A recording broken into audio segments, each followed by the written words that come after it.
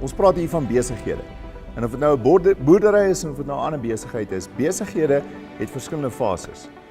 Ek het nou weer 'n Afrikaanse woord gaan soek vir start-up, maar ek kry nie een nie. Dit is so 'n mooi beskrywing vir wat dit is. Wanneer jy 'n besigheid begin, enige besigheid begin, is hy eers in 'n start-up fase en dan gaan jy van daar af in die groei fase en dan kom jy in die volwasse stadium en dan ongelukkig baie keer in baie besighede en veral familiebesighede het jy dan die afname fase. En ek dink die idee van 'n familiegrondwet is om te sê elkeen van hierdie fases wat jou besigheid in is daar sekere risiko's wat jy moet aanspreek. Daar's verskillende goed wat jy in elke fase moet doen om te sorg dat jy van die een fase na die volgende fase kan beweeg. Maar die tweede ding wat dan baie belangrik is onthou, jy weet nie of jy vir al daai fases daar gaan wees nie. So dat jy in die familiegrondwet kan inskryf, maar luister, in hierdie eerste fase doen ons dit. En as ons die besigheid op hierdie fase kry, dan doen ons dit. En dis hoe ons dan na beleggings kyk, dis hoe ons na versekering kyk. En dan belangrikste van alles is om te sê, maar wat is dit wat nodig is sodat ons daai afname fase kan verhoed?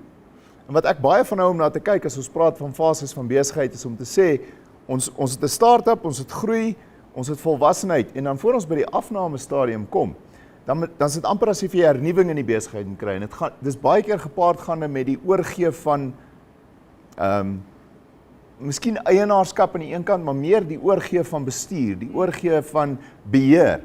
Want dan kan jy eintlik weer die fase van vooraf begin, waar jy amper weer in 'n start-up fase gaan, weer in 'n groei fase in, want daar's nou nuwe energie wat inkom, nuwe idees wat inkom, maar dis nog steeds als vervat in hierdie grondwet wat sê dis hoe ons besigheid doen, dis hoe ons seker maak hierdie besigheid is volhoubaar. Ek wil by jou aansluit, Paul.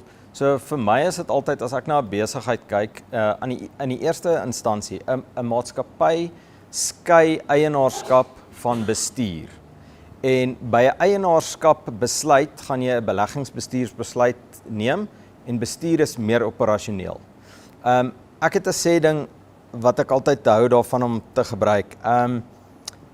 Try manage your business by valuation.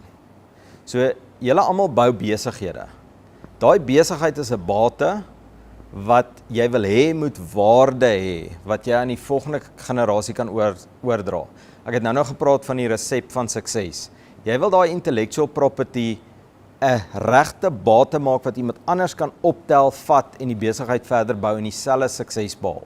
So ek dink 'n family constitution vat daai waardes. Eerstens sit die resep neer, vat jou waardes van jou familie en laat dit deurgaan deur die hele besigheid tot op operasionele vlak. Laat almal in dieselfde rigting, dieselfde doelwit nastreef.